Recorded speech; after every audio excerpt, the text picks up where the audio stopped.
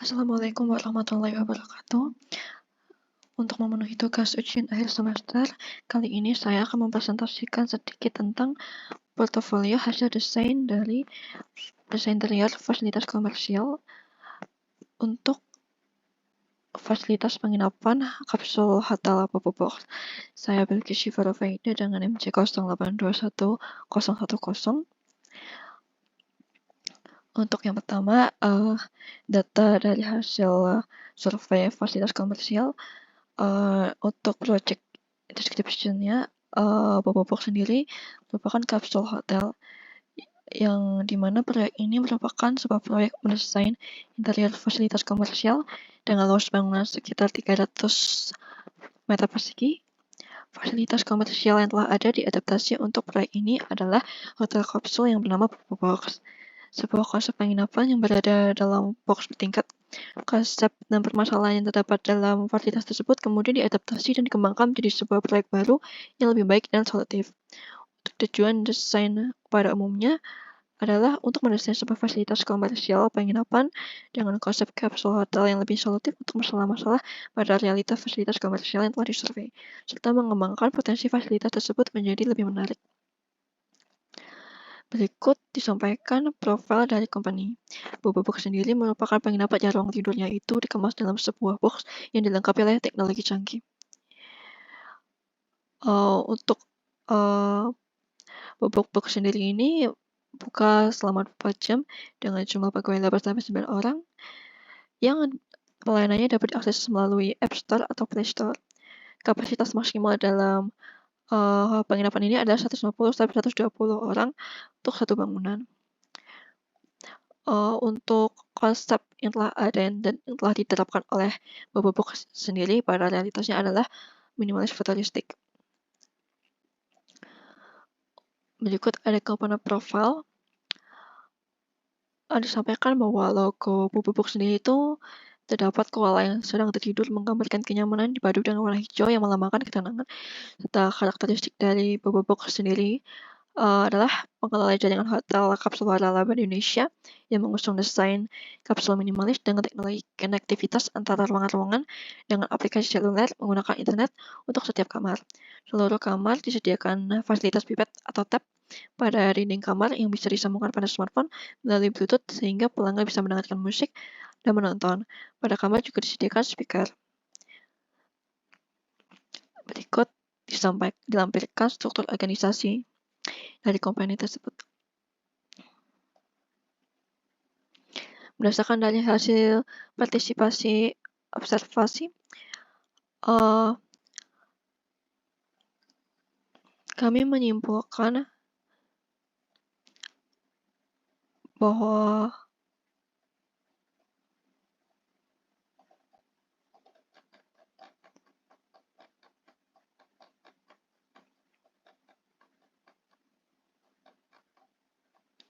kami menganalisis eksterior dan interior.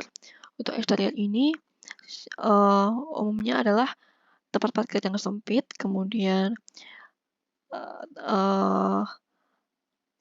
terletak di sela-sela pohonan, ramai, dan sehingga karena hal tersebut cahaya yang masuk juga minim. Sedangkan untuk interior analisisnya, stylenya ini minimalis futuristik dengan sentuhan yang sederhana hingga memberikan kesan yang bersih. Kemudian suasana di dalam juga terasa nyaman, dan pada kapsul didukung dengan fasilitas seperti lampu yang dapat diubah menyesuaikan selera serta alunan-alunan musik yang menenangkan.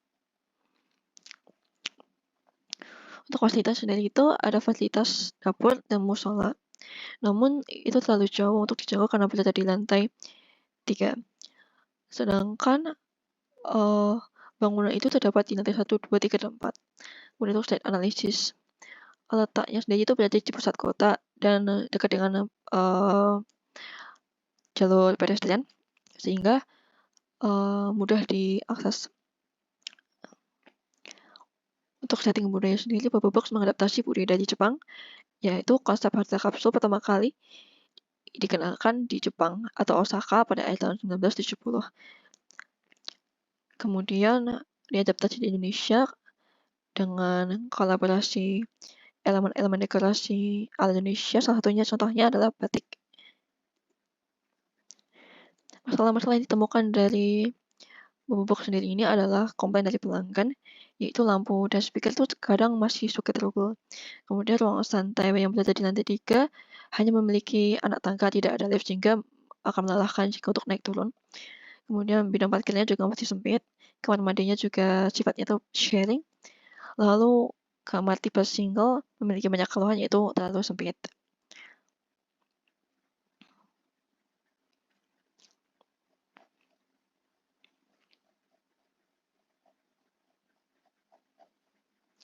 Kemudian ada programming aktivitas.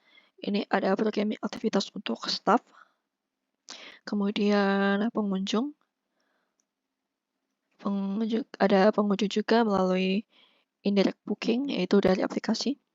Kemudian pengunjung saat check out, lalu pengunjung saat mandi. Kemudian pengunjung saat makan dan minum, pengunjung saat istirahat. Kemudian diagram hubungan antar ruang.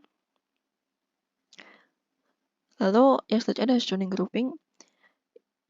Untuk melakukan zoning grouping ini, kami melakukan riset mencari denah usulan yang sesuai dengan fasilitas, kemudian existing, lalu ada pengelompokan aktivitas, kemudian ada zoning dan grouping.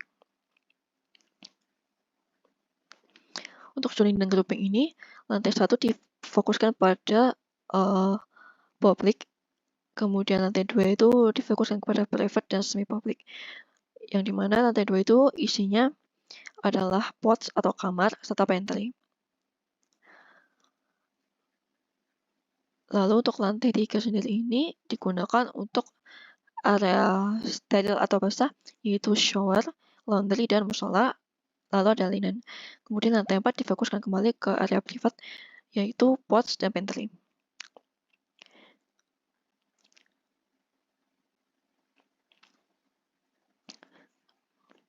Kemudian ada diagram programming William Pena, kebutuhan ruang, kebutuhan furnitur, serta estimasi ruang dan furnitur. Lalu ada rumus masalah. Rumus masalah dibagi menjadi 3 pokok bahasan, yaitu fungsional, sistem interior, dan estetika. Untuk fungsional sendiri itu masalahnya adalah kurangnya furnitur terutama pada area tunggu dan ruang area tidur. Kemudian untuk interior sendiri, zoning dan grouping pada layout terkesan dan menyulitkan pengunjung untuk mengakses kebutuhan setiap ruang. Lalu estetika, desain membosankan dan selalu mengulang setiap ruang membuat pengunjung merasa sesak dan bosan. Kemudian masalah dapat dirumuskan, yaitu bagaimana usulan desain tepat agar pengunjung merasa nyaman dengan fasilitas penunjang yang optimal, baik dari ruangan maupun furnitur yang memiliki banyak fungsi penunjang, multifungsi dan ekonomis. Lalu sistem interior dan estetika. Lalu ada tujuan dari desain. Kemudian ada ide gagasan atau tema. Ide gagasan ini mengusung konsep time travel tunnel dengan perpaduan style futuristik dan retro.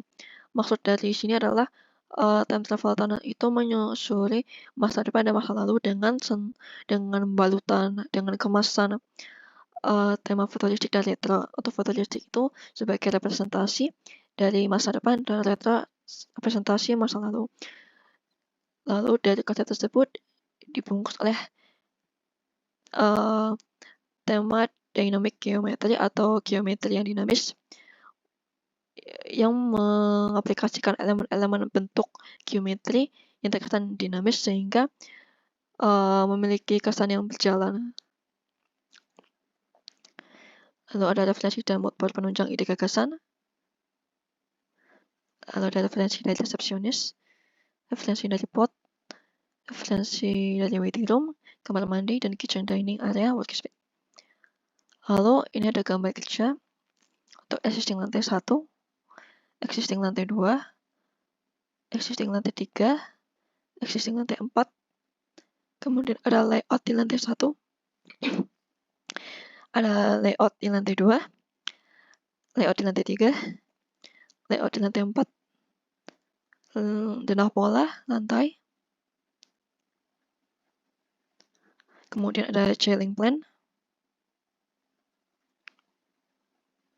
kemudian ada potongan interior aksen, kemudian potongan interior BB aksen, kemudian potongan interior CC aksen, potongan interior DD aksen, lalu ada aksonometri. Lalu ada aksonometri sisi sebaliknya, kemudian ada perspektif dari lobby, dan ini ada perspektif dari lobby dan cafe bar. Lalu ini perspektif dari resepsionis. Kemudian ini adalah lorong menuju pot. Lalu di dalam pot atau kamar tidur, box, lalu ada locker, pantry, laundry, dan shower. Di dalam shower, kemudian ada office, lalu daftar furnitur, kemudian gambar tapak furnitur, dan detail konstruksi strukturnya. Kemudian ada detail konstruksi penting, kemudian ada material dan color scheme. Sekian dari saya. Selanjutnya akan dipresentasikan video animasi.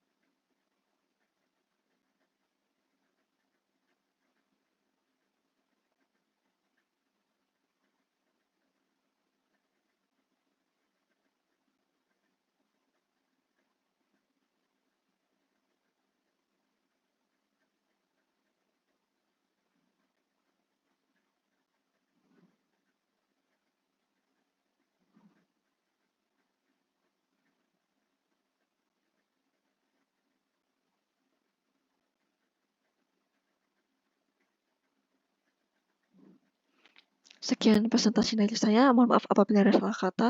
Terima kasih.